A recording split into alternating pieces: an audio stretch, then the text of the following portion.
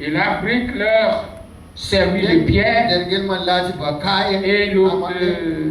et le bitume leur servit de ciment. Il dit encore, allons, bâtissons-nous une ville et une tour dont le sommet touche au ciel. Et faisons-nous un nom, afin que nous ne soyons pas dispersés sur la face de toute la terre. L'Éternel descendit pour voir la ville et la tour que bâtissent les fils des hommes. Et l'Éternel dit, voici, ils forment un seul peuple et ont tous un même langage. Et c'est là ce qu'ils ont entrepris maintenant. Rien ne les empêcherait de faire tout ce qu'ils auraient projeté. Allons, descendons, et là, confondant leur langage, afin qu'ils n'entendent plus la langue les uns des autres. Et l'Éternel les dispersa loin de là, sur la face de la terre, de toute la terre. Et ils cessèrent de bâtir la ville. C'est pourquoi on l'appela du nom de Babel. C'est là, car c'est là que l'Éternel confondit le langage de toute la terre. Et c'est de là que l'Éternel les dispersa sur la face de toute la terre. Jean 17, verset 3.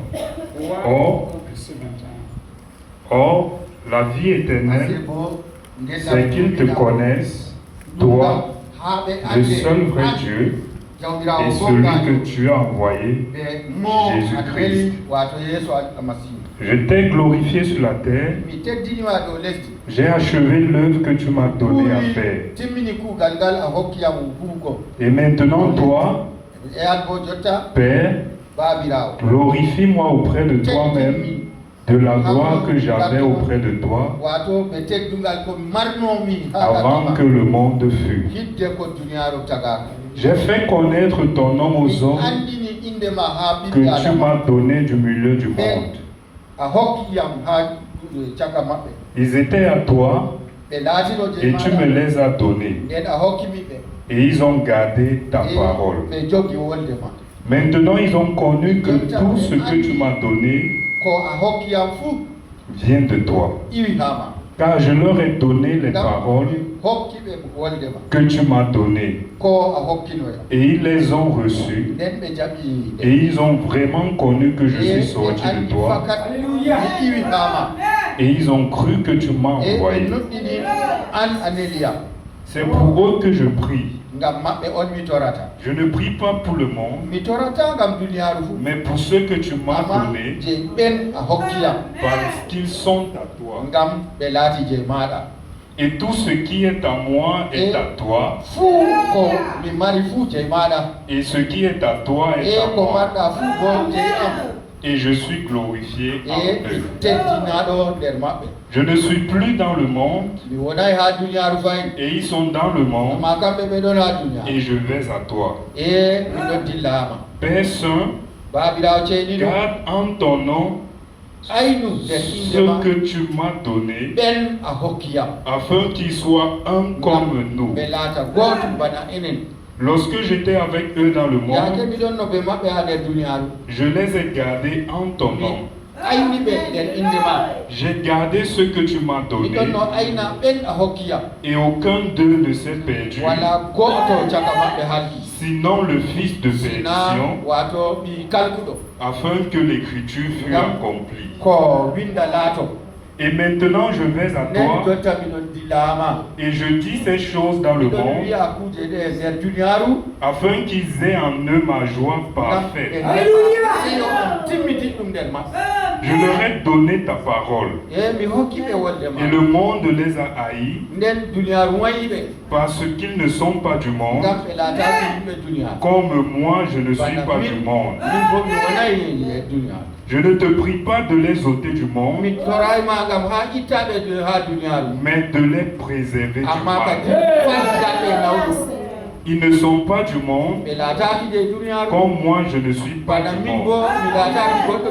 Sanctifie-les par ta vérité.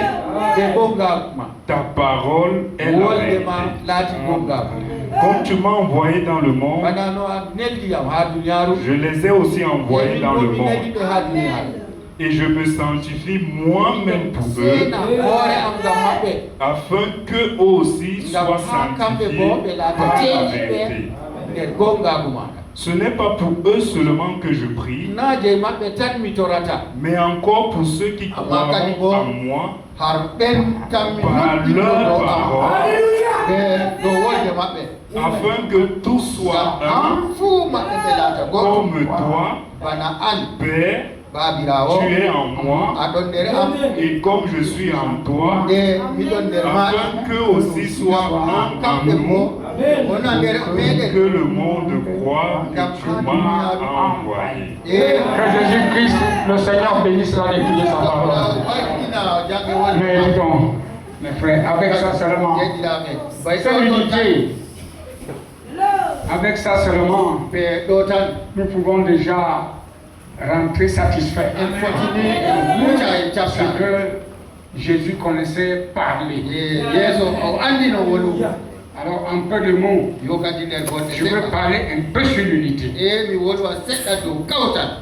Voyez, l'unité, c'est une force. L'unité, c'est une puissance. Une famille qui est unie est une famille forte. Une nation qui est unie est une nation forte.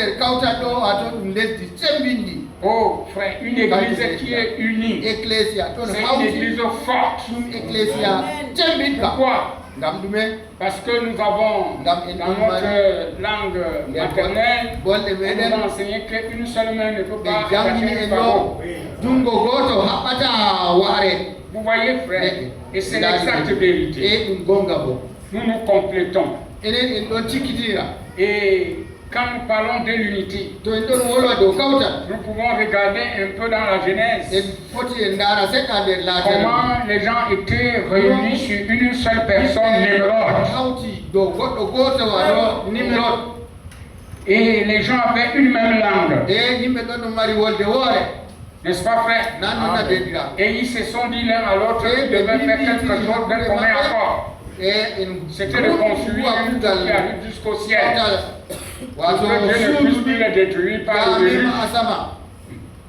Et comme ils étaient ensemble unis pour faire cela, regardez ce que les hommes ont pu faire. Ils ont fait des briques. Ils avaient le bitume comme ciment. Et ils se sont mis à construire. Et Dieu lui-même, regarde ce que ces hommes sont en train de faire. Ils sont une langue. Rien ne peut les empêcher d'atteindre leur objectif. Or, leur union était une fausse union. Je voulais faire une nation, se donner un nom, que la terre entière va faire les infos, et ainsi de suite. Dieu a dit ça ne peut pas être ainsi. Il les a dispersés. Frères et sœurs, cette qualité d'union-là, là voici ce qui se passe aujourd'hui avec le conseil œcuménique. C'est la même chose. Nous ne parlons pas ici de ça. Nous parlons ici de l'union sacrée. Qui devait avoir le même esprit, même objectif, l'unité de la foi. Regardez à une élection. Oh là là! Et il devient une église forte. Que rien ne peut résister devant eux. Regardez. Dans l'Ancien Testament, il y a eu une nation qui s'est réunie autour d'un don que Dieu les avait donné. Le don était Salomon. Un nom. N'est-ce pas frère? À qui Dieu a donné un don. Et tout Israël s'est réuni autour de ce don. Alléluia. Amen. Tout Israël s'est réuni autour de ce don. Et Israël a fou hauti hales do kalgal. Israël est devenu une nation très puissante. Tout le monde entier est chrétien. À cause d'un don que Dieu les a donné. Et ils ont vécu sans guerre. Rien. Voyez-vous, frère? Les guerres et tout ce que nous voyons, ça vient par manque d'unité. Les querelles, les disputes, tout ce que nous avons dans nos églises, c'est le manque d'unité. Si le peuple de Dieu était uni comme un seul homme, mon frère, la force, la puissance du Saint-Esprit pouvait circuler. Et c'est là où je vais me poser la question. L'amour de Dieu est répandu dans notre cœur par le Saint-Esprit. Mais quel est ce Saint-Esprit qui refuse même de saluer son frère? Est-ce que c'est vraiment le Saint-Esprit? Vous voyez, Israël s'est rassemblé autour d'un don. Un don, hein? Mais ils sont devenus très puissants. Le témoignage est parti partout. Et tout le monde pouvait dire vraiment c'est merveilleux là-bas. Il n'y avait rien qui pouvait passer sans que Salomon vous dise qu'il s'agit. Il jugeait avec justice parce qu'il avait un don de Dieu, la sagesse qui lui avait été donnée. Et Dieu l'a béni de tous les côtés. Aujourd'hui, nous avons un problème. C'est le séparatisme. C'est la division. C'est les disputes. Au lieu que nous soyons rassemblés, beaucoup se vantent, excusez-moi. Je me vois très petit. Mais beaucoup se vantent. On parle de Branham a fait, Branham a dit, Branham était ceci. Aucun de vous n'a écouté le message par Branham. C'est vrai. Jésus-Christ même a prêché, tous les gens qui ont ce n'est pas lui. Même pas. Oui. Il a prié ici pour ceux qui croiront au témoin de ceux qui avaient fait. Branham n'est pas arrivé à Marois. Ça n'a pas arrivé à Marois. Ah oui. Et en Marois, tout le monde sait que ça n'a pas un don. Lui-même est un don de cette contrée.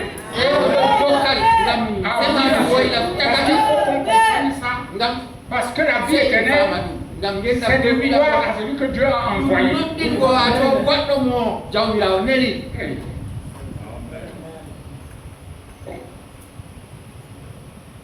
Je ne suis pas seul. Mais en réalité, quand Dieu envoie quelqu'un dans une région, William Branham dit qu'il est le patron de cette région-là. Que Jézabel l'accepte ou non, mais il est. Vous voyez, frère. Et Dieu ne peut pas donner à tout le monde ici la vision là. Il choisit une personne qui a la vision du travail. Et il lui suscite des gens pour soutenir cette vision. J'essaie de dire aux frères ces choses. Parce qu'aujourd'hui, il y a tellement d'avantages. Il y a tellement de choses. Vraiment, frère. Moi, je suis votre frère. J'ai honte et j'ai peur de la manière dont je vois quelqu'un me parle. Je le regarde comme ça. L'homme ci craint la mort même. Nous ne sommes pas la même chose. Si tu crois que tu as le Saint-Esprit, je l'ai eu avant toi. Et je respecte le Saint-Esprit que tu as là. Quand tu m'adresses à quelqu'un, fais attention. Amen. Je n'ai pas vu un peuple qui méprise ses oins, ses serviteurs. Et pourtant, c'est eux qui sont là pour les sacrifices. Et Jésus doit habiller pour l'église qu'il soit humble. Parce qu'il savait qu'après est le Saint-Esprit. Quand le Saint-Esprit serait venu, il va unir les voix, les cœurs. Mais aujourd'hui, au lieu d'unir, c'est la désunion. Et nous voyons comment on se moque de nous partout. Vous allez dans une petite ville, et l'autre une petite tente ici, l'autre à côté là. Tout ce que Bernard m'a dit. Mais la vie, comme je gardais ça, la polygamie, on ramène ça à l'église. Parce que les chrétiens sont devenus lâches, c'est la guerre. C'est la vérité. Ah, les divorces, les remariages et tout ça, c'est revenu dans l'église. L'église de Branham n'a pas enseigné ça. C'est la désunion qui amène ça. Frère, tu fais quelque chose. Si on excommunie un frère à Garoua, il n'a même pas le droit de sortir Garoua. Ça, c'est mettre en ordre. Et il y a des fausses unions partout. Quand tu vois que peut-être tu n'es pas satisfait selon ton goût. Tu vas dire à quelqu'un même que l'église ne fait même pas un cas avec lui. La qualité d'union là, c'est satanique. Et dans ton propre cœur, tu sais que tu n'es pas en mode avec toi-même, ni avec Dieu. Les gens se disent pour faire les mauvaises choses. J'ai un témoignage qui m'a fait beaucoup du mal ici. Lorsque j'étais venu mettre l'ordre dans l'église, sur les dons, la soirée là, personne ne peut plus me reconnaître à l'église. On avait des dons puissants, mais qui ont déraillé. Je me suis levé, Bible en main. Frère, quand il y a le prophète, on ne tremble pas. J'ai lu le prophète. On a tapé ça. Et les frères qui connaissent on était ensemble. J'ai redressé la chose.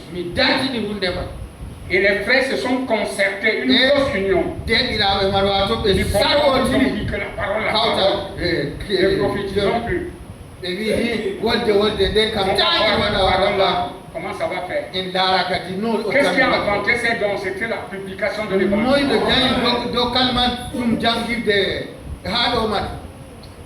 Ils se sont concertés. Et notre Dieu, qui est le Dieu riche en miséricorde, avant qu'ils n'atteignent leur but, Dieu a suscité le frère qui a directement, le frère a détaillé tout ça.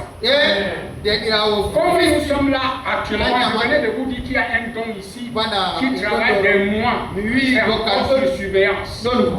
Les visions et les prophéties. Je suis en train d'observer. Et bientôt ça va commencer à travailler en public. Parce que frère, Dieu ne l'arrête pas. Le témoignage n'est pas fini. Maintenant, un des frères s'est intercalé sur mon chemin avec un comportement très bizarre.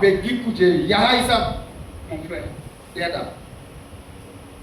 je vois la vision. Comment la jupe militaire passait ici. Notre route là. Il s'est arrêté là comme ça que ça ne passe pas. Ça l'a frappé. Père à son âme, il n'est plus de ce côté. Le frère est parti, il ne parlait plus. Beaucoup ici connaissent ce frère. Je ne peux même pas nommer son nom. Frère, la fait si. C'est pas pour effrayer les gens. Il faut que nous soyons sérieux. Si Dieu a été appelé à être un laïc, soit un laïc complet. Unis sur une seule tête. Et la tête sur laquelle nous sommes unis, c'est Jésus-Christ. Et c'est Jésus-Christ qui a fait les dons aux hommes. Oh, j'ai déjà fini de prêcher ce soir. Je vais vous lire un peu quelque chose ici. J'aime le prophète Branham. Dans le message, il est sur une seule tête. Il a prêché sa Middletown en 1958. Il dit, mes chers amis, puis-je vous dire ceci ce soir. Dieu veut que nous soyons un. Et il veut que nous soyons un. pas sous la folie de l'autorité de l'homme, mais il faut que nous soyons unis sous la sainte autorité de Dieu. Unis comme une seule personne, un seul homme, une seule femme, une seule église, un seul peuple, une seule vision, un seul but, un seul motif, un seul objectif qui est Jésus-Christ.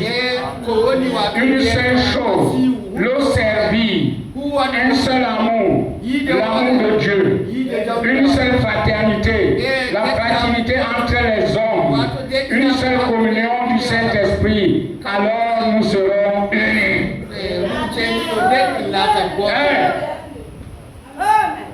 Voilà l'unité. Notre nation camerounaise a une maladie, c'est la division. C'est l'esprit de notre nation. Même les familles se divisent. Les églises se divisent. L'église ne devait pas se diviser. Mais les églises se divisent. Oh, frère, nous a dit que nous sommes en espérance, en doctrine. Aujourd'hui, est-ce que nous sommes en doctrine? La tour de Babel a évolué parce qu'ils avaient le même langage. Et dans la COD, frère, nous devons avoir le même langage. C'est pas qu'on prêche ici. Quand tu vas de l'autre côté, on prêche le contraire. Je parlais de ça quelque part dans ma prédication. On m'a dit, mais que chaque église a sa doctrine. J'ai dit, honte à toi. Tu es Chanel. Nous avons combien de doctrines? Si on a reçu un prophète, on écoute ce que le prophète a dit. C'est aujourd'hui que les gens discutent sur le baptême au nom de Jésus-Christ. Il y a des années, des milliers d'années, vraiment prêché la révélation du baptême au nom de Jésus-Christ. Lui-même a baptisé, il n'a jamais changé de nom. Aujourd'hui, on change de nom pour quoi? Quelle doctrine nous devons avoir? Vraiment, nous a montré la doctrine apostolique. Et nous sommes fondés là-dedans. J'ai dit que les églises ont des doctrines, mais pas nous. Il y a autre chose. Nous devons être unis, frère. Il y a autre chose. Quelqu'un dit, on fait trop de bruit, tout ça, même l'adoration, il ne faut pas de bruit, tout ça. J'ai dit, mais il a cité l'écriture d'un côté. Les émotions, c'est vrai dit que l'église sans émotion doit être enterrée. Maintenant, on ne peut pas bâtir notre espérance sur l'émotion. Chaque chose a son temps. Si on est en train de faire les louanges à Dieu, l'éternel avec les instruments à corps. Pousser vers Dieu des cris de joie. C'est quoi la Bible? Dieu n'est pas un cardiaque. Dieu aime le bruit là. Et le prophète dit que le bruit est un signe de vie.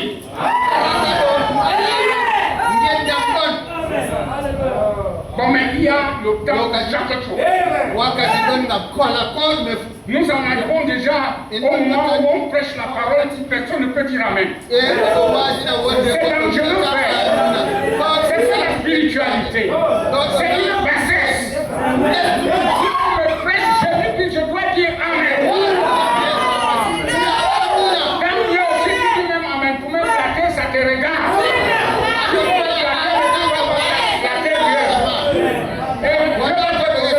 Quand tu écoutes, c'est la parole de Dieu, c'est la vérité. Tu ne dis pas amener. Pourquoi?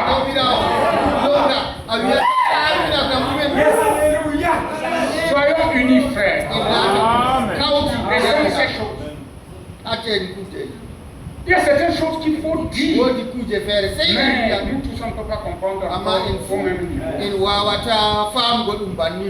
Pour comprendre les choses progressivement. Je n'ai même pas fini de lire ma citation. C'est là-dessus que Dieu est en train de bâtir aujourd'hui. Peu importe ce que le diable fait, il est en train de bâtir une tour. Et cette tour est faite de gens qui se sont unis. Elle est de méthodie des baptistes, des presbytériens, pentecôtistes, des nazériens, des pèlerins de la sainteté. Elle est faite de toutes les personnes qui sont nées de nouveau. Un frère qui ont reçu le baptême du Saint-Esprit dans leur cœur, dont le petit compartiment là est rempli et qui ont leur regard tourné directement à Dieu pour leur délivrance. Et il arrive, il est même difficile que les gens se disent un frère. On parle comme ça, pourquoi que c'est facile? On peut se dire quand on se comprend, même dans les compromis. Même dans le mensonge, les gens peuvent se dire. Mais s'unir véritablement, comme Dieu nous le dit, ce fois, sur la tête de Jésus-Christ. Et Jésus-Christ c'est la parole. Alors là, ça devient difficile. Puisque chacun a sa conception à lui. Il y a la conception intellectuelle, il y a des comparaisons traditionnelles, il y a ces choses-là. Oh, chez nous, c'est comme ça. Je suis comme ça, tu n'es pas comme ça. Quand Dieu t'a créé, ce n'était pas pour être comme ça. C'est Satan qui nous déforme. Et la déformation que Satan donne, c'est pour que Dieu te détruise. Frère, il faut avoir un cœur chrétien. L'unité est une chose très importante. Nous pouvons négliger. Mais lorsque vous serez un jour, où vous aurez besoin de quelqu'un, si c'est même lui qui va te dire, mon frère, prends courage, tu vas accepter ça. J'ai dit, et je le répète, après avoir traversé ce que j'ai vécu, j'ai compris qu'il n'y a pas d'ennemi. Je vous assure, la foi qu'on confesse, ce n'est pas les choses qu'on raconte. J'ai quelque chose que je ne parviens pas à parler. Je suis en train de me battre pour que nous ayons la bouche que je parle de ça, je n'arrive pas. Et mon attitude a même changé. Ça fait qu'il y a des gens qui ont la peine de rester devant moi comme ça. Ce que je vous dis est vrai. Mais ne me craignez pas, je ne fais pas du mal à quelqu'un. Je fais pour chacun de vous. Et j'ai un nouveau fardeau sur moi. Parce que quand je vois les assemblées, vous voyez, à Mokolo, j'ai déjà le repos. Il y a un pasteur à Mokolo. L'église évolue. Bon, Alina, je n'ai pas le repos. Est-ce que le pasteur Sylvain peut partir d'un moment à l'autre? Oui, parce que frère, ce n'est pas le fait d'avoir l'église, il faut l'établir. Oui, il faut l'établir.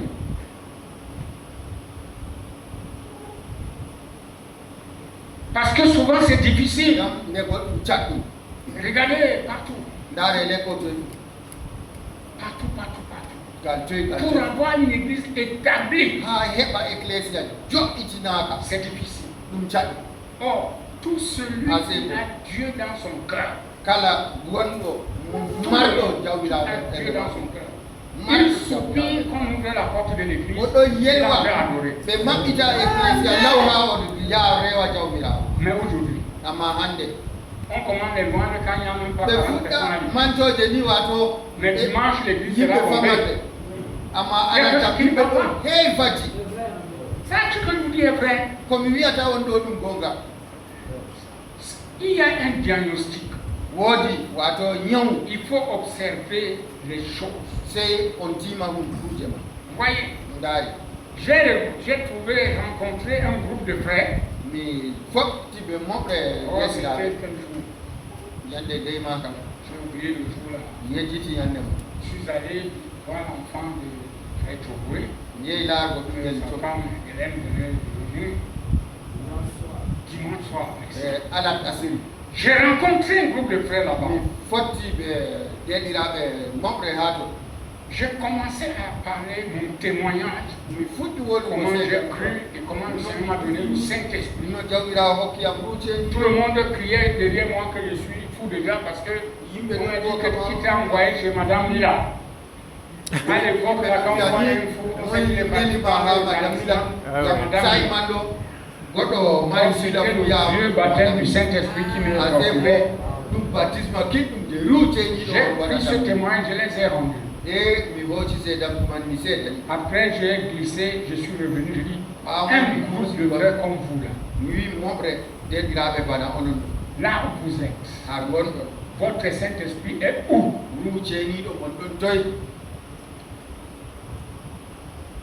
On prie ici les samedis et les vendredis. Pardon, les mercredis. Pourquoi est-ce que les gens qui gémissent là, qui crient là, ils crient pour vous? Eux-mêmes.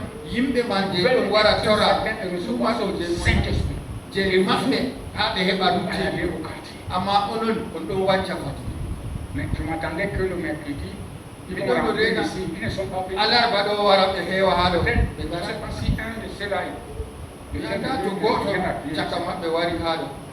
ça c'est même les congés. La seule chose que cela pense, dès qu'il prend congé, hop le village. Et demain le village là, il va revenir avec une fille du village. Parce que papa a donné. C'est facile de dire j'ai le Saint-Esprit. Je veux dire, le Saint-Esprit est une personne. Moi je veux te demander quelle est cette personne qui est dans ton cœur et que tu ne peux pas pardonner quelqu'un. Vraiment. Tu ne peux pas finir à ton frère. Je vais même en prêcher un peu avant de m'arrêter. On a une qualité de Saint-Esprit. Un frère a fait une faute. On raconte ça. On parle de ça. Sa faute n'est pas une prédication.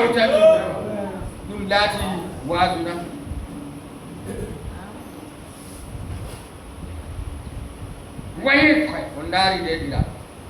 laissons ces bêtises, ça nous aide à rien. Regardons notre direction et vivons pour Dieu. Oh là là. Écoutez, nous serons donc unis comme un. Nous ne ferons donc plus d'histoire. Nous ne nous disputerons plus. Nous agirons comme des hommes. Nous nous habillerons comme des hommes. Nous nous habillerons comme des femmes, des fils et des filles de Dieu. Et notre caractère, notre conduite, notre foi le prouveront. Quand Dieu dit quelque chose, nous disons Amen.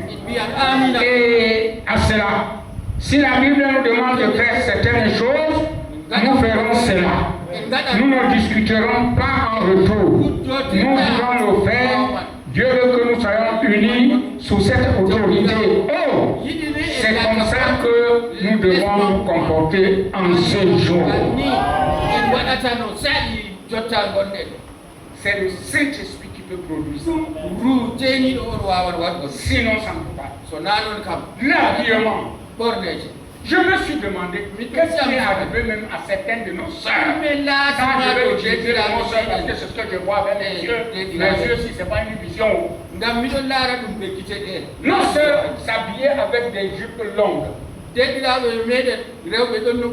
poitrine si bien. Aujourd'hui, les filles sont déjà aux genoux. C'est le diable qui les habille. Vous voyez, c'est honteux.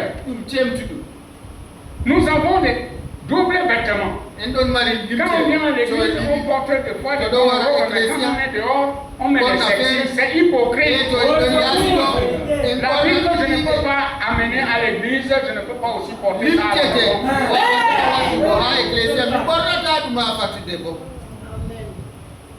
Si nous sommes unis sur le côté de la parole, nous sommes les mêmes personnes.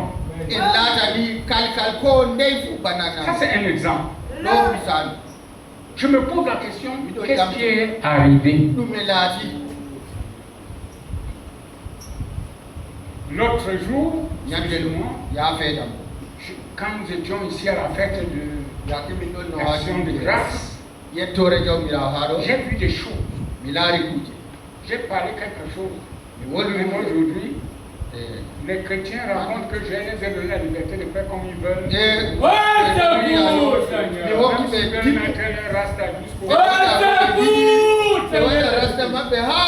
Vous pouvez comprendre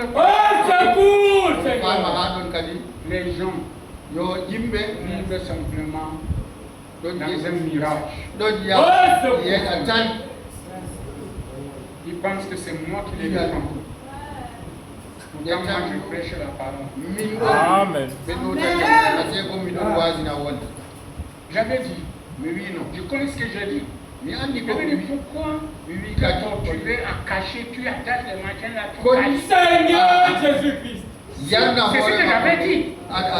Si ton frère aime ces choses, ça montre que ton frère est artificiel. Mais les gens qui connaissent le maquillage, maquille-toi. Je connais les sœurs qui ne sont pas leur peine. Je connais. Mais quand c'est une femme mariée, moi je m'en fous. Elle a un mari. C'est lui qui le laisse, il la laisse faire ça. Oh, comme vous voulez, les gens qui peuvent vous dire non, ça fait rien, c'est pas un péché, mais sans remarquer que c'est un péché. C'est ce que je vous dis après. Amen. Je soutiens sa personne. Amen. Ne faites pas comme ça. Les gens veulent copier les choses du monde. Mais les chrétiens vont rester les mêmes chrétiens. Unis. Seulement les uns les autres. Il faut apprendre à reconnaître les bienfaits. Amen. Et quand on te fait du bien, il faut reconnaître qu'on t'a fait du bien. Et si quelqu'un te fait du bien, si la vie te fait du mal, dis quand même que c'est un homme. Tu m'as sauvé quand même fait du bien. Oui, tu n'es pas d'entrer dans un état comme si la rien fait pour toi. Non, frère, tu ne vis pas dans l'unité. Ce soir, vivons dans l'unité. Reprenons notre vie en main. Soyons sérieux. Quand Dieu nous donne un don, nous tous, on est autour de ce don. Quand tu vois qu'on l'aime, il va prendre un second. Et nous allons toujours l'entourer. Mais si ce n'est pas le cas, on peut arriver. Écoutez, je vais terminer. Ouais, il y a même autre chose que je voulais dire, mais il faut quand même que je laisse ça comme ça. C'est très sucré mon message là. Je n'ai pas prêché à du poulain. Je coordonnais seulement. Vous voyez, frère. Ici, dans le message, une délivrance totale, prêché en 1959, le 12 juillet, il dit il nous faut tous être unis au Saint-Esprit. Tous les membres devraient être unis, les uns avec les autres. Amen, c'est notre message. L'amour de Dieu est répandu dans nos cœurs par le Saint-Esprit. Cela nous purifie de toute impiété. Nous sommes délivrés des choses du monde. Jésus a dit, à ceci tous reconnaîtront que vous êtes mes disciples si vous avez de l'amour les uns pour les autres. Quand un membre aime un autre membre au point qu'il pourrait mourir pour lui. Un membre aime un autre membre au point qu'il peut mourir pour lui. Est-ce que nous avons déjà fait un pas? Je vous assure, l'Église, le temps n'est pas bon. Vous entendez, ne regardez pas les choses avec les charmants. Nous sommes à une très mauvaise pente. La prophétie en train de s'accomplir devant nous, on fait semblant de ne pas voir. des choses que je me posais la question du Seigneur. Tu m'as montré dans ce tabernacle une gloire. On a vécu ici, on avait vécu presque 7 mois. On venait à l'église presque tous les jours. L'amour était entré tellement dans les croyants que nous, on ne savait plus qu'un homme avait péché. Tu venais même, une petite pensée était encore dehors, on te dit que voilà ce que tu penses. J'ai dit que Dieu. Donc c'était la peur parce que tu discernais beaucoup. Moi je me suis posé la question. Avec la nuit, moi je ne savais même pas que la nuit, 2 minutes allait nous trouver sur la terre. Soudé. La vie de Dieu, ce n'est pas les rêves. Je ne parle pas des rêves, mais ce n'est pas ça. C'est la parole-ci. Quand tu la mets en pratique, elle te branche. Et le Saint-Esprit suit la parole. Pour qu'elle aille. Et la parole contrôle aussi le Saint-Esprit. Les deux sont inséparables. Oh, mes bien-aimés. Je termine ici avec le respect. Je fais 100 000. 1961. Eh bien, que serait-il arrivé quand Dieu a commencé à répandre le Saint-Esprit sur l'Église dans les derniers jours? Que serait-il arrivé il y a 25 ans quand il s'est mis à envoyer des signes, ces signes, et ces prodiges et ces miracles? Que se serait-il passé si les gens s'étaient tous ralliés? Mais qu'ont-ils fait? Ils ont dit, c'est du porte-malheur, c'est de l'autisme, il fait de la télépathie mentale, il est ceci dans cela.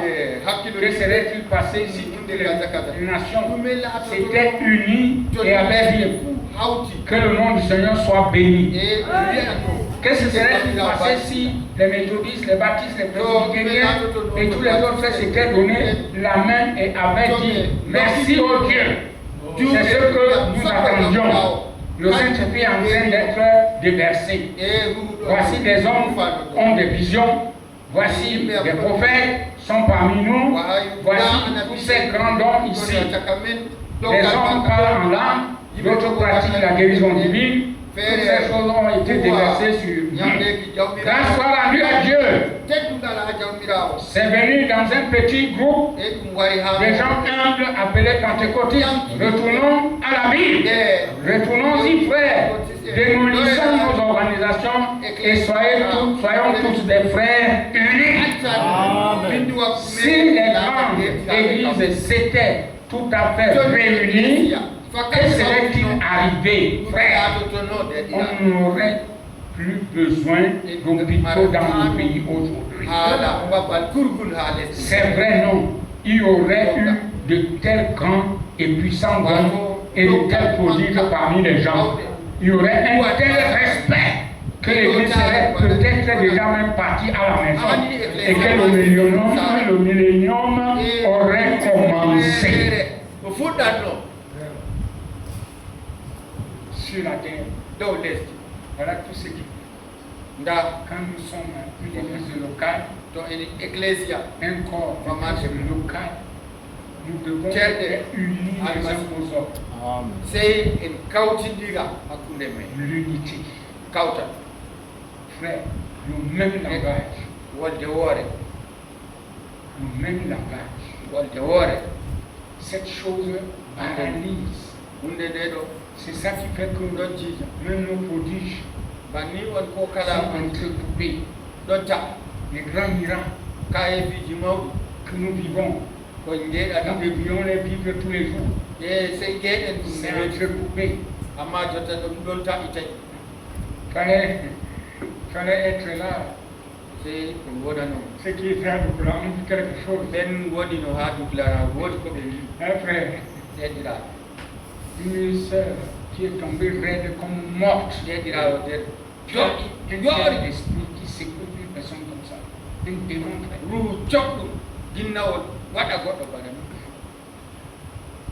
C'était fort. L'autre, c'est une jeune femme. Elle manquait la terre. J'ai dit manger la terre, mais